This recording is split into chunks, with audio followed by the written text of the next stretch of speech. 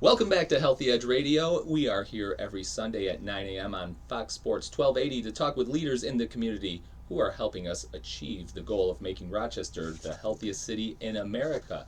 This morning we are talking with Heather Saffer. She is the creator of Dollop Gourmet Frosting. And when we went to break, we were talking about eating frosting right out of the jar, which is, I love doing that. In fact, I read an article about you on Heavy.com. It was written by Angela Barbuti. I apologize if I'm reading her name wrong. In which you talk about the danger of vilifying certain foods and how that can be dangerous. Um, when people think about eating frosting out of the jar, you went on to say this in this article, it kind of can evoke feelings of shame and guilt and other negative feelings, right? In that same article, you share that you, in fact, have struggled with anorexia um, in your younger years. Can you share how you came to a healthier relationship with food and learned to deal with those feelings with our Healthy Edge listeners? Yeah, I think that an underlying feeling of whether it be overeating or undereating or any unhealthy way of eating is shame and guilt.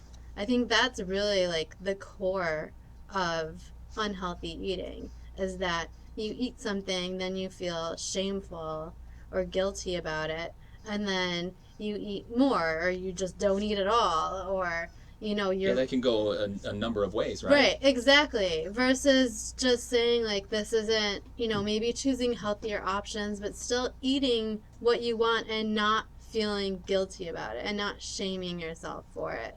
But there's so many factors that go into it. Can you remember as a young person why you had these? I mean, I brought up on this show a couple of times. I have a grandmother, well, rest her soul, but you couldn't walk into her house and you were either too heavy or too skinny. You were never just right. Mm-hmm. So, I have been fortunate to kind of be able to step back and analyze that for what it was, that it was her kind of perverse way of showing that she cared about you, but still it's damaging to a Right. psyche that's kind of vulnerable to that Right. type of motivation. Can you remember why you had these feelings? I do know that my grandma was kind of the everything was about looks. She'd say people were fat or like Yeah. everything was about looks, and she never said anything harmful to me, but I know she did to my mom when she was growing up. She always like said things to my mom, and my mom never said anything to me. She was very careful not to, but I always saw my mom on a diet and watching what she ate. Um, so I'm not like blaming my mom. I think that was maybe had like a small piece of the puzzle. And then growing up, I mean, I had depression when I was 16. I was hospitalized. I had a lot of problems. I don't know where they stem from. Sometimes it's just your hard wiring. I mean, if Yeah, you landed on a place now, when you have an eating disorder, such as anorexia, you don't cure that, right? You learn to manage it and control it. Well, I shouldn't use that word because that's based on, that's a dangerous word, but you just learn to manage it. yeah. Talk about how you've kind of gotten to a healthy place with your relationship with food. Yeah, I think that I had anorexia and I was an inpatient, outpatient, partial treatment. And I think that I started to get a bit better after I was an inpatient for several months because they forced me to gain weight. So my mindset after that, getting out, it was definitely a huge struggle for many years, but I was like, I know that I can't live forever at that lower weight.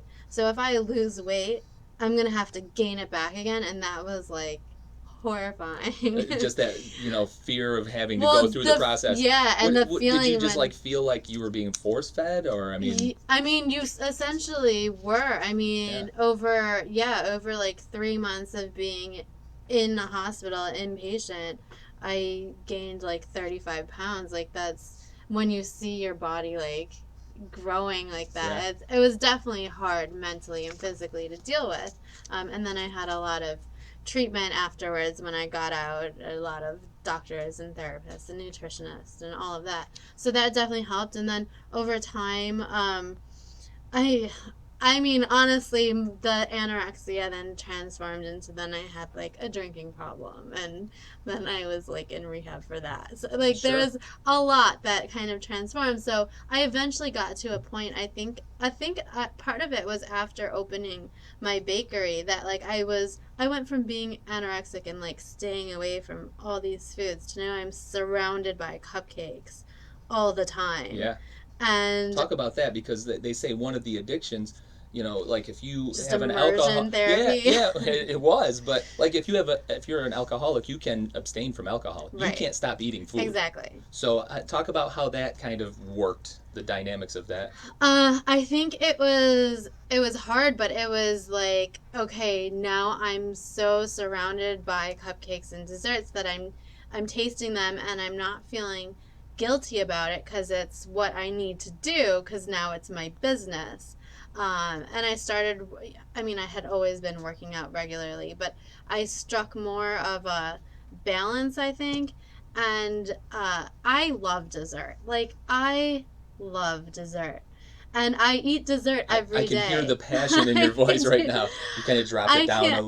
a notch there and got really, yeah. I mean I do. And so what I do to like strike a balance in my life, I guess, and it doesn't work for everyone. I think that's part of it. You have to find what works for you. Right. Is that I could care less about pizza and burgers and fried chicken. So I eat healthy like regular food and then I eat dessert every day. You allow yourself a Every dessert every day. every day. And I don't even say I allow myself. Like I just do. I want dessert and I'm going to have dessert every day. And regardless, I don't Sure. care. I'll cut something else out if I feel like I but that's the thing. Like I don't even want something else. I don't want like a big plate of pasta, which I can't. It would be gluten-free pasta, but I have a lot of like food intolerances and dessert isn't one of them. There you go. So I feel good. You have found something that works for you. Exactly. Now, in our last segment, we talked about your kind of entrepreneurial spirit, and you went through a series of 30 jobs, right, trying to find your passion. How much do you think in life it's about,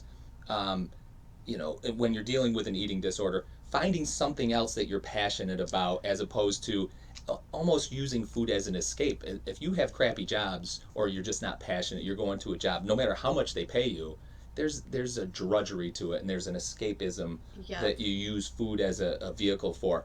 How important was finding your passion to dealing with your eating disorder? I think that's a huge thing, and I think it's actually something I said to one of the coaches at the gym not that long ago is like, I see all these people that are so obsessed with working out and obsessed with eating healthy and counting their macros, and it turns into an obsession, and that's what anorexia was. Like it was a constant obsession. There was no mental room to think about anything else. So you're constantly counting and counting and counting and counting calories, and Yeah. and just that's what all your energy went towards.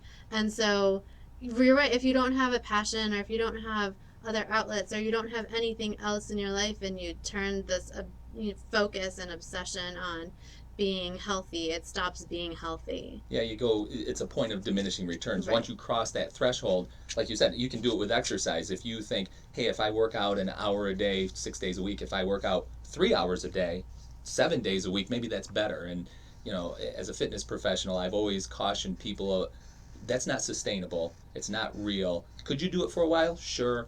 But it's not going to be a balanced lifestyle in the long run, and it will fall in on itself. Right. Right. Life shouldn't be wholly focused on being healthy and eating healthy and working out. Like there's more to life. Like that should just be a piece of it that like gives you energy to live the rest of your life. Right, it's fuel. It's not the objective. Right. Yeah, very cool. Well, I appreciate you talking about this, because I mean, I've had the privilege of sharing stories of people who have battled eating disorders, and even maybe even help trigger some of those things. It's very brave of you to talk about it, and I appreciate that. Well, thank you. Now, just to kind of segue back into Dollop, how did that? I mean, you had the shame of eating frosting, right? Right out of the thing, Mhm. and I'm going to eat some right now. I'm going to do the sea salted caramel because I love that flavor. It's in Wegmans stores, by the way, here It locally. is. So people should run out and pick up Dollop off the shelves of Wegmans markets. Any other places locally here in I town? think it's at Lori's. Lori's Natural Foods. Yeah. It sounds like it would be right in their Yeah. wheelhouse. So if you want to go that route, support Lori's, go do that. But you definitely need to get all three flavors. Um, how were you? How was that inspiration in dealing with that, or that mindfulness of having that eating disorder? How did that play into you creating this organic, vegan, gluten-free frosting? Part of it was that I wanted to take some of the shame away from it. Like, I had always been told stories by women, men, that they'd like sneak to the fridge in the middle of the night and Yeah, we like call it refrigerator eating. and sneak If a you stand in the spoonful door, of yeah, frosting, right. yeah, and put it back before anyone saw them, Uh-huh. or put it back before they felt like they even did it. Yep. You know, it truly is a food that is like so vilified, like it's the most gross thing you could eat type of thing, and I wanted to take that shame away and make it a bit healthier, by making it gluten free, less sugar, no preservatives, nothing artificial, none of the junk that you can't pronounce in it. Yeah, it's pretty Vegan, clean ingredients here. and just say like, hey, it's okay to eat frosting if you love frosting and you love how this tastes. It's all right to eat some of it. And then I tell people, like, if you're eating a spoonful of frosting, you're actually eating less because you're not eating the cake underneath it. Right. So, Let me see the calorie count on this. It's 2 tablespoons is 160 calories. That's not going to blow up a diet. no. That's fine. Yeah. That's actually less calories than 2 tablespoons of peanut butter. It is. That's Right. exactly right. And if you were going to like, eat a cupcake or a cake, like, you're going to eat more than 2 tablespoons of frosting plus the cake. Right. Well, you shared on that heavy article, like you were kind of shamed because you always wanted the corner piece of the cake Yeah. that had the most frosting. Yeah. You're speaking my language. I'm more of an ice cream guy. You know what I mean? I like the frosting on the cake and the ice cream. The cake itself, it's like I could do without. Yeah, exactly. Yeah. It's just a frosting delivery vehicle. So if you get Dollop and you eat 2 tablespoons every day, you're probably not doing any harm at all. No, All not right. at all. All of our listeners should do that. Let me kind of throw in a plug here for our. Well, actually, I want to go and do our John H's gym bag of listener questions. I created Healthy Edge to be this community's resource for health, fitness, and wellness. One of the ways we do that is each week we give our listeners a chance to enter the discussion. If you have a specific question about exercise, nutrition, or anything health related, go to healthyedgemedia.com and click the contact tab in the upper right hand corner. Send it along and I'll do my best to include it on an upcoming show. This week's question is brought to you by Stewart Spices, located in the South Wedge at 754 Clinton Avenue South, and online at stewartspices.com, 2 S's in that address. And Stewart's also will be at the public market every Saturday this summer. Here is our question this week. It's kind of, fits in with what we're talking about, Heather. I love to see super fit people on my social media feed. They inspire me to work really hard toward my fitness goals, but lately I feel pressure to do everything perfectly, and I feel like I'm reaching for an unattainable goal, and I feel like I'm losing motivation. Should I just get rid of my Instagram and Facebook accounts? Yes. Should you? Well, you know what? That's a double-edged sword because I use Facebook and Instagram to try to sell stuff. So if they dive off the grid, so to speak, how am I going to sell them anything? How are we going to sell Dollop frosting? Exactly. But what is your take on that? What is your feeling? Social media is just playing more and more of a role in all of our lives. We're connected. How do you manage that? Because you are very aware of possible triggers and stuff like that. And Instagram famous is a term where people are putting out these perfect pictures of themselves. How do you deal with that? I don't follow those people. No? I don't. Nope. I don't follow anyone. I follow a couple people just because they're big fans of Dollop, and so I support them. But I very briefly glaze through their photos, and I don't follow a ton of people, and I don't read the captions about what they're doing and what they're eating. I just don't follow those people. I don't find it necessary. I think that you need to focus on you and just be confident in you, and remember that everyone is different and everyone's body is different and everyone reacts differently, and you have to find what works for you. I Yeah, think I that's think like the that's most important thing. I think that's great advice because I literally did the same thing. I was like seeing this one person post constantly, and you know, on one hand, I said, if I delete this person, there's a hesitancy to do that. You don't want to be that person. Hmm. But you know what? It started, bothering me to the point where I go, I have a choice here. Right. And I just stopped following that person. And I feel better for it. So I think that's great advice. That is, hopefully, we've helped this listener. That is our John H. Gym Bag question of the week. If you want to follow us along online, go to healthyedgemedia.com, and we usually put blog posts about our radio show and our topics that we cover there, so you can check us out there. We need to take another break. When we come back, I want to talk a little bit about CrossFit because we do some CrossFit together. You're better at it than I am. No, that's not true. You are. It's true. True story. But we'll be right back after this to finish our conversation with Heather Saffer. She is the creator of Dollop Gourmet Frosting on Healthy Edge Radio here on Fox Sports 1280.